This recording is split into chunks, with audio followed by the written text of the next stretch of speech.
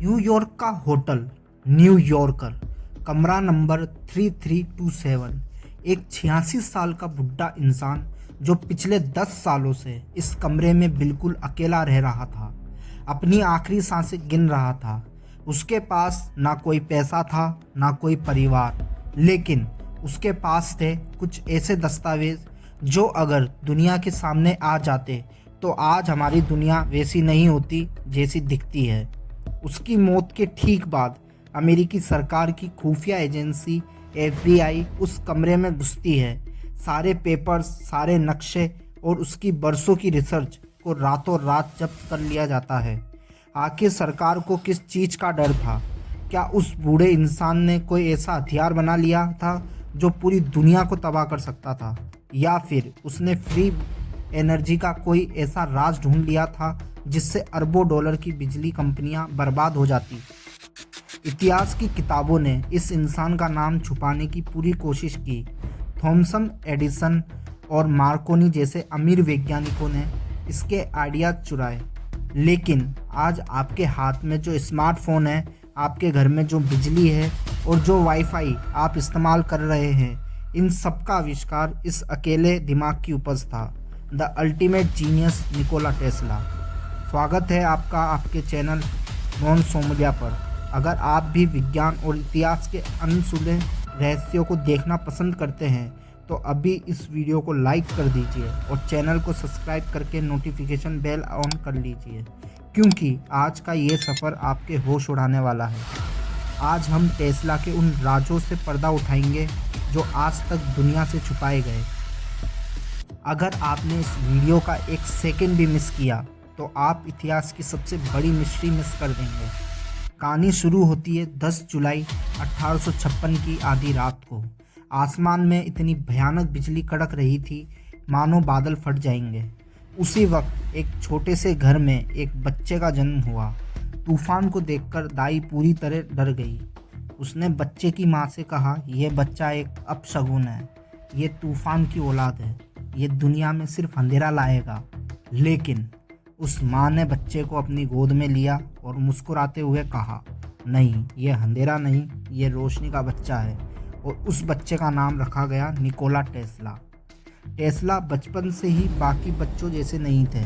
उन्हें एक अजीब सी मानसिक स्थिति का सामना करना पड़ता था, जिसे आज हम फोटोग्राफिक मेमोरी या हाइपर विजुअलाइजेशन कहते हैं। टेस्ला को जब भी किसी मशीन का ख्याल आता तो वो मशीन उनके दिमाग में नहीं बल्कि उनकी आंखों के सामने हवा में 3D मॉडल की तरह तैरने लगती थी। उन्हें किसी भी पेन या पेपर की ज़रूरत नहीं थी। वो अपने दिमाग में ही पूरी मशीन का डिज़ाइन बनाते, उसे चलाकर देखते कि उसमें क्या खराबी है, और जब वो दिमाग में परफेक्ट हो जाती तब उसे हकीकत में बनाते थे। वो मैथ्स के इतने मुश्किल कैलकुलेशन पलक झपकते ही कर लेते थे कि उनके टीचर्स को लगता था कि टेस्ला चीटिंग कर रहे हैं। लेकिन असली इम्तिहान तब शुरू हुआ जब टेस्ला अपनी जेब में सिर्फ 4 सेंट लेकर सपनों के शहर अमेरिका पहुंचे। साल 1884। 28 साल का एक लंबा दुबला पतला नौजवान न्यूयॉर्क की सड़कों पर उतरा। उसके पास सिर्फ एक सिफारिश चिट्ठी थी जो एडिसन के एक दोस्त ने लिखी थी। उस चिट्ठी में लिखा था, प्रिय एडिसन, मैं दुनिया के 2 महान इंसानों को जानता हूँ, एक तुम हो और दूसरा ये नौजवान है। उस समय थॉमस अल्वा एडिसन अमेरिका के सबसे अमीर और मशहूर वैज्ञानिक थे। एडिसन ने एक सिस्टम बनाया था जिसे DC डायरेक्ट करंट कहा जाता था, लेकिन इस DC करंट में एक बहुत बड़ी समस्या थी। ये बिजली सिर्फ 1 से 2 किलोमीटर तक ही जा सकती थी, उसके बाद वोल्टेज गिर जाता था। इसका मतलब था कि हर 2 किलोमीटर पर एक नया पावर स्टेशन बनाना पड़ता और पूरे शहर में लाखों मोटे मोटे तारों का जाल बिछ जाता, जो बेहद खतरनाक था। टेस्ला ने एडिसन की कंपनी में काम करना शुरू किया। टेस्ला की काबिलियत देखकर एडिसन ने उन्हें एक ऑफ़र दिया, टेस्ला, अगर तुम मेरी इन DC मशीनों की कमियों को दूर कर दो और इनकी एफिशिएंसी बढ़ा दो तो मैं तुम्हें $50,000 का इनाम दूंगा। 1884 में $50,000 का मतलब आज के करोड़ों रुपए थे। टेस्ला ने अगले कई महीनों तक दिन रात एक कर दिया। वो सिर्फ 2 घंटे सोते थे उन्होंने एडिसन की मशीनों को पूरी तरह रीडिज़ाइन कर दिया और एडिसन का करोड़ों का नुकसान बचा लिया।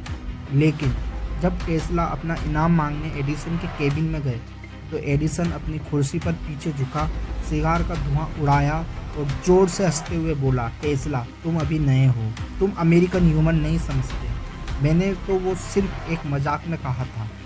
एडिसन ने टेस्ला को $1 भी नहीं बढ़ाया। टेस्ला के स्वाभिमान को इतनी गहरी चोट लगी कि उन्होंने उसी वक्त नौकरी छोड़ दी। उनके पास खाने के पैसे भी नहीं थे। इतिहास के सबसे बड़े जीनियस को पेट भरने के लिए न्यूयॉर्क की सड़कों पर गड्ढे खोदने का काम करना पड़ा। लेकिन टेस्ला का दिमाग रुका नहीं था। वो सड़कों पर मिट्टी खोद रहे थे, लेकिन उनके दिमाग में एक ऐसा तूफान पक रहा था जो एडिसन के पूरे साम्राज्य को राख करने वाला था।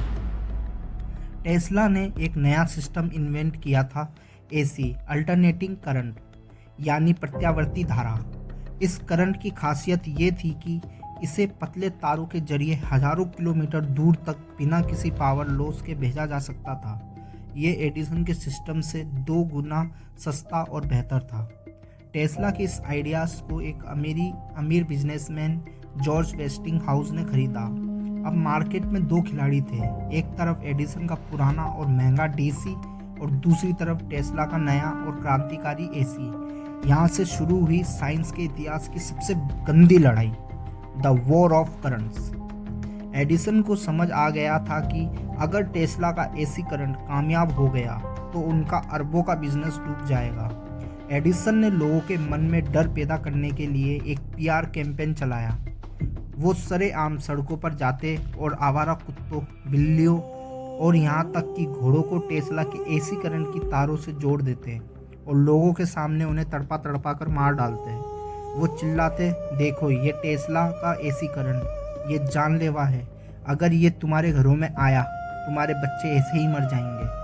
हद तो तब हो गई जब एडिसन ने चुपके से अमेरिकी जेलों में पहली बार इलेक्ट्रिक चेयर, मौत की सजा देने वाली कुर्सी में टेस्ला के एसी करंट का इस्तेमाल करवाया, ताकि लोग एसी करंट का नाम सुनते ही मौत से कांप उठे। लेकिन झूठ चाहे कितना भी बड़ा हो, सच के सामने नहीं टिक सकता। साल 1893 शिकागो वर्ल्ड फेयर, बिजली लगाने का कॉन्ट्रैक्ट टेस्ला और वेस्टिंगहाउस को मिला क्योंकि उनका टेंडर एडिसन से आधा सस्ता था। जैसे ही राष्ट्रपति ने बटन दबाया, 1 सेकंड के अंदर पूरा शिकागो शहर 2.5 लाख बल्बों की रोशनी से जगमगा उठा।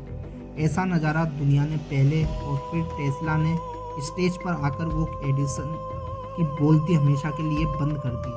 टेस्ला ने खुद के शरीर से 2 लाख वोल्ट का एसी करंट गुजारा। लोग डर के मारे चीखने लगे कि अब टेस्ला मर जाएगा, लेकिन टेस्ला को कुछ नहीं हुआ। उनके हाथ में रखा कांच का बल्ब बिना किसी तार के हवा में ही चमकने लगा। टेस्ला ने साबित कर दिया कि एसी करंट पूरी तरह सुरक्षित है। एडिसन ये जंग हार चुके थे। करंट की जंग जीतने के बाद टेस्ला अरबपति बन सकते थे।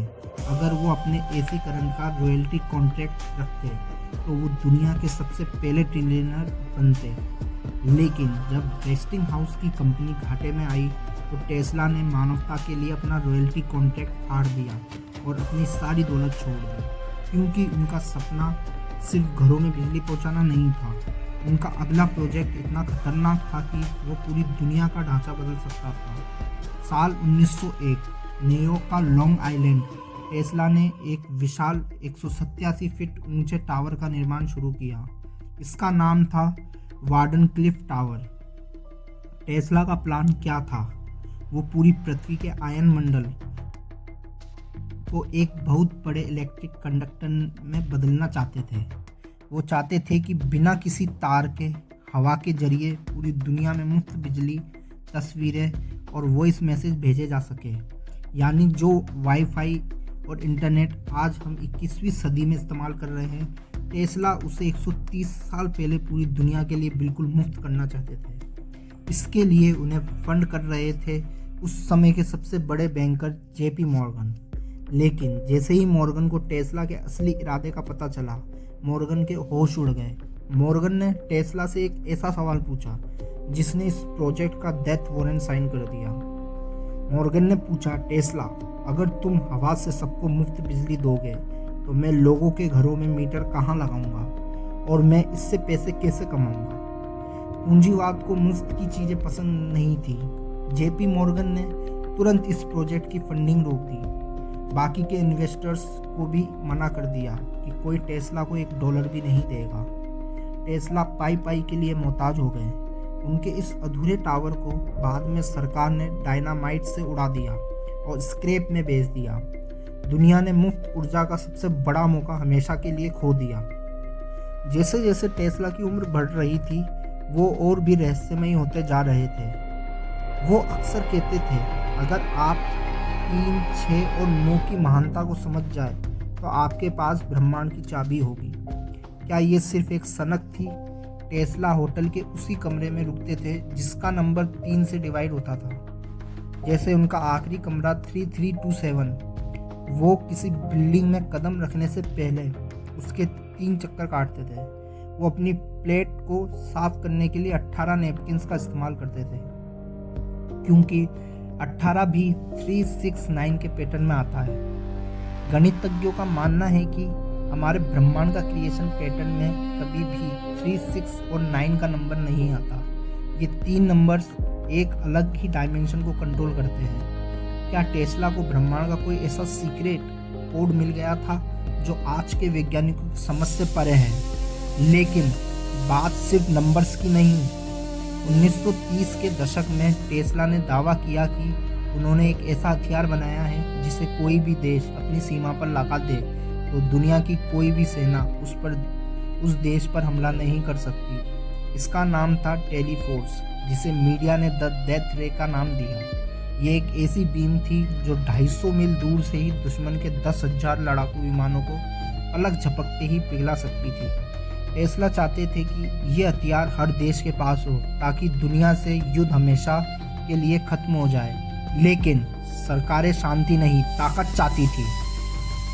निकोला टेस्ला ने अपनी पूरी जिंदगी में कभी शादी नहीं की। उन्होंने कभी कोई घर नहीं खरीदा। अपने आखिरी दिनों में उनका इकलौता दोस्त थे न्यूयॉर्क की सड़कों के कबूतर। वो रोज उन्हें दाना खिलाते थे। 7 जनवरी 1943 को जब इस महान वैज्ञानिक ने इस दुनिया को अलविदा कहा तो उनके पास फूटी कौड़ी नहीं थी। जिस इंसान ने पूरी दुनिया को रोशनी दी वो खुद गुमनामी के अंधेरे में मर गया। उनकी मौत के तुरंत बाद FBI ने उनके सारे रिसर्च पेपर्स को टॉप सीक्रेट घोषित करके लॉक कर दिया, जो आज भी अमेरिकी फाइलों में बंद है। थॉमस एडिसन ने पैसा कमाया, मार्कोनी को नोबेल प्राइज़ मिला, लेकिन इतिहास गवाह है एडिसन का नाम सिर्फ एक बिजनेसमैन की तरह लिया जाता है, लेकिन निकोला टेस्ला को द गॉड ऑफ साइंस की तरह याद किया जाता है। टेस्ला ने एक बार कहा था, वर्तमान उनका है, भविष्य जिसके लिए मैंने वास्तव में काम किया है वह मेरा है। दोस्तों, निकोला टेस्ला के इस महान बलिदान और उनके आविष्कारों पर आपकी क्या राय है? हमें कमेंट करके ज़रूर बताएं। अगर आपको ये वीडियो इन्फॉर्मेटिव लगी हो तो इसे अपने दोस्तों के साथ शेयर करना मत भूलना। ऐसे ही और भी दिलचस्प और रहस्यमय वीडियो देखने के लिए आपके अपने चैनल मोहन सोमलिया को अभी सब्सक्राइब करें और वीडियो को लाइक करके हमारा हौसला बढ़ाएं। मिलते हैं आपसे अगली एक और शानदार वीडियो में। तब तक के लिए धन्यवाद।